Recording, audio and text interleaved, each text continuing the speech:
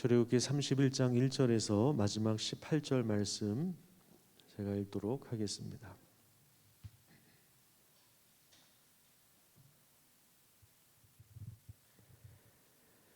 여호와께서 모세에게 말씀하여 이르시되 내가 유다 지파 훌의 손자여 우리의 아들인 브살레를 지명하여 부르고 하나님의 영을 그에게 충만하게 하여 지혜와 총명과 지식과 여러 가지 재주로 정교한 일을 연구하여 금과 은과 노수로 만들게 하며 보석을 깎아 물리며 여러 가지 기술로 나무를 새겨 만들게 하리라.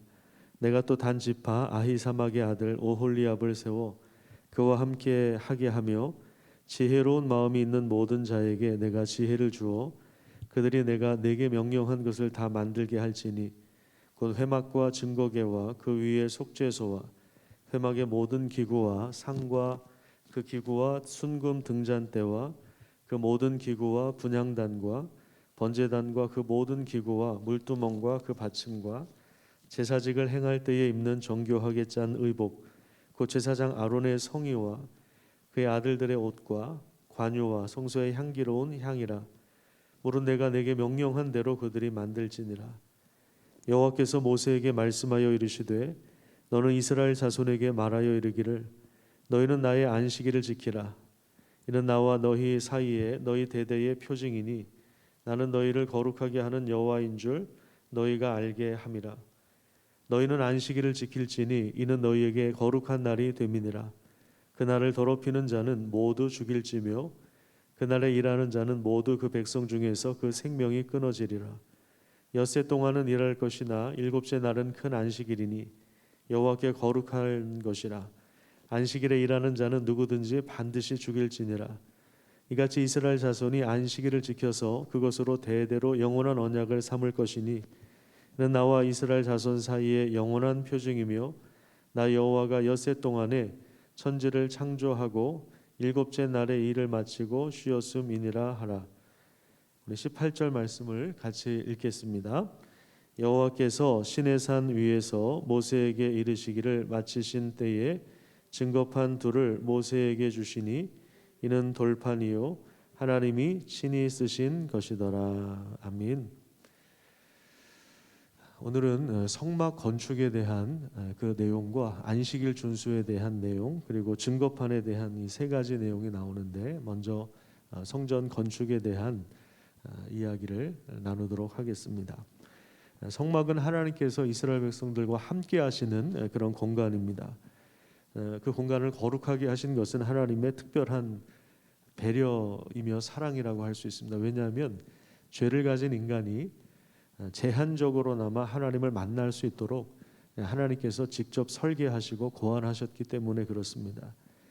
따라서 이 성막 안에 모든 재료를 만드는 기술자도 성막 전체를 건축하는 그런 기술자도 하나님의 특별한 은혜를 받은 자가 담당할 수 있습니다.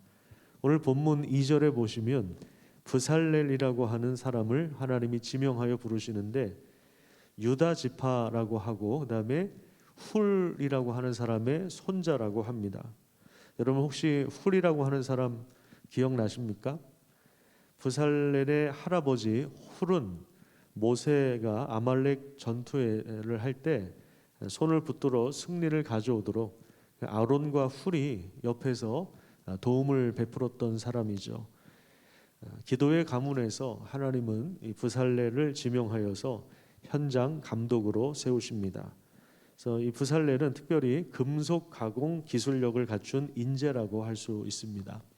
4절과 5절 말씀을 우리 같이 한번 읽어보도록 하겠습니다. 시작.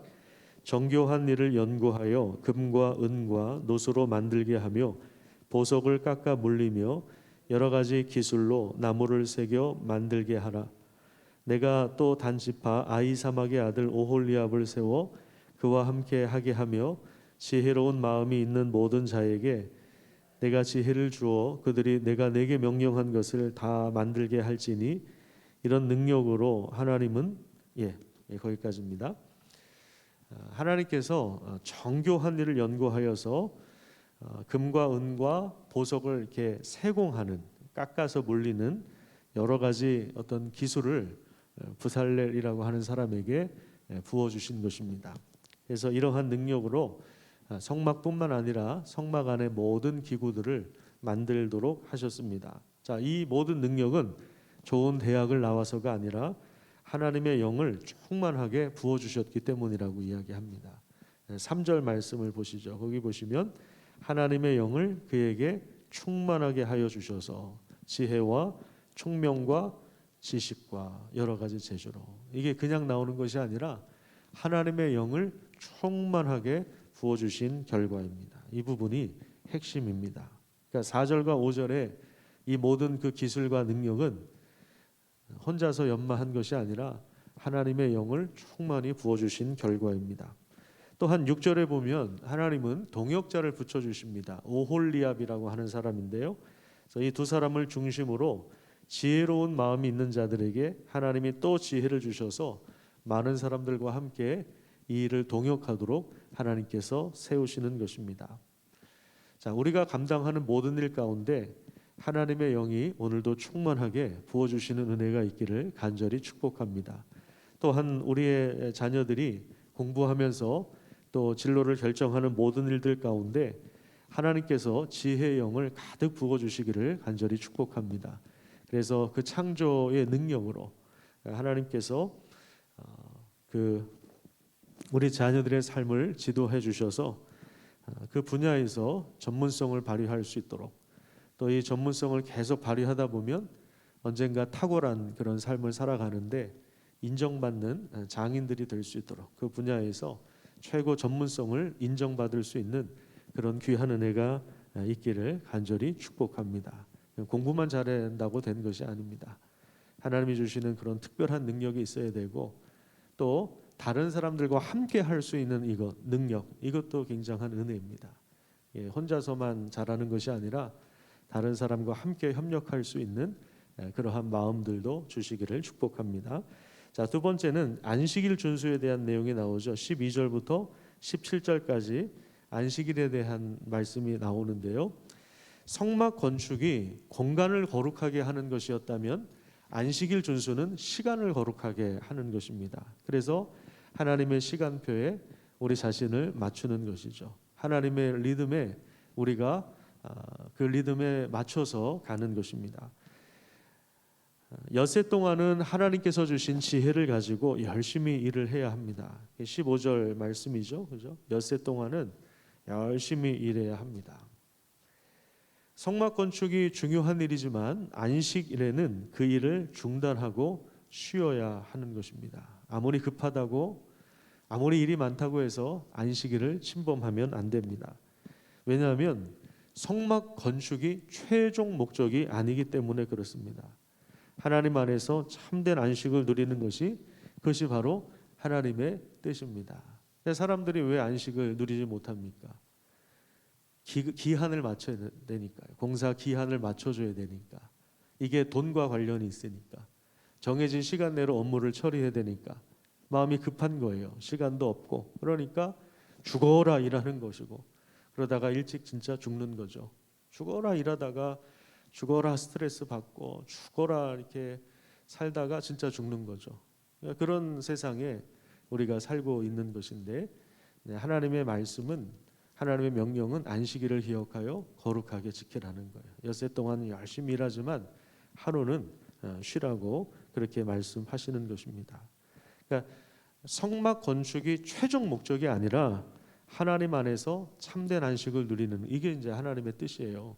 여러분, 성막 건축 이 자체가 목적이면 어떻게 됩니까? 열심히 해야죠. 쉬는 날이 어디 있습니까? 죽어라 일해야죠. 잠을 어떻게 잡니까? 2시간씩 자고 열심히 해서 100m 달리기 하는 것처럼 다 전력을 짜내서 해야죠. 성막이라고 하는 이 공간을 만드신 것 자체가 하나님이 함께 하시고 이스라엘 백성들과 함께 하시고, 그래서 하나님의 그 임재와 영광을 누리는 것인데요. 우리가 하나님이 함께 할 때 참된 쉼과 안식을 누릴 수가 있는 것입니다. 그러니까 하나님께서 우리를 부르신 이유는 우리를 그냥 일만 시키고 우리 그냥 써먹고 버리는 이게 아니라 하나님의 임재를 경험하는 거예요. 그 일을 통해서 하나님의 임재를 경험하고 하나님과 함께 생명의 풍성함을 누리게 하는 것입니다. 이게 이제 하나님의 뜻입니다. 그래서 안식일은 하나님 앞에서 거룩한 날이기 때문에 일을 쉬면서 놀아라 그 얘기가 아니라 하나님의 창조와 구원의 일을 다시 상기하고 그것을 묵상하고 그것을 인정하고 그것을 찬양하고 또 그것을 감사하고 기뻐하고 거기에서 힘이 주어지는 거예요. 독수리가 날개치며 올라가는 것 같은 힘이 주어지는 거예요. 여호와를 앙망하는 자들에게는 마치 독수리가 날개치며 올라갈 것 같은 새 힘을 주신다고 하셨는데 하나님을 앙망한다는 것이 무엇입니까? 하나님이 행하신 일들을 인정하고 그것을 바라보고 그것을 기뻐하는 거죠. 그게 바로 예배 아닙니까? 그래서 거기에서 걱정이 그치게 되고 염려가 그치게 되고 그럴 때 우리는 안식일을 통해서 주시는 하나님의 은혜를 마음껏 누릴 수가 있는 것입니다. 샬롬과 회복을 경험할 수가 있는 것입니다. 자, 이것은 16절에 보시면 영원한 언약이고 그리고 17절에 보시면 영원한 표징이 되는 것입니다. 자, 그다음에 마지막으로 18절에 보면 증거판에 대한 이야기가 나옵니다. 하나님께서 시내산 위에서 이 모든 말씀을 하신 후에 증거판 둘을 모세에게 주셨는데 돌에다가 하나님이 친히 십계명의 말씀을 새겨 주신 것입니다. 왜 그랬을까요? 많은 학자들이 추측하기를 아마 우리 마음이 돌처럼 굳어져 있기 때문에 우리 굳은 마음에 하나님이 지금도 말씀을 새겨 주신다는 것을 보여주시기 위해서다. 종이 같은 이 당시엔 종이가 없었겠지만 그런 얇은 어떤 그런 판에 쓰신 것이 아니라 돌판에다가 하나님이 직접 새겨서 주신 것입니다. 오늘도 굳어진 우리의 마음들이 풀어지고 우리 자녀들의 마음이 풀어지고 우리 믿지 않는 가족들과 찾는 이들의 마음이 풀어지고 거기에 하나님의 말씀이 새겨지는 그런 귀한 은혜가 있기를 간절히 축복합니다. 자, 우리 묵상 포인트 세 가지입니다. 첫 번째, 하나님은 지혜의 능력을 부어주시는 분이시다라는 거예요. 두 번째, 성막은 공간을 거룩하게 하는 것이며 안식일은 시간을 거룩하게 하는 것이다. 그래서 일을 그치고 하나님과 함께 참된 안식을 누리는 것, 그것은 하나님이 행하신 일들을 우리가 바라보는 것이죠.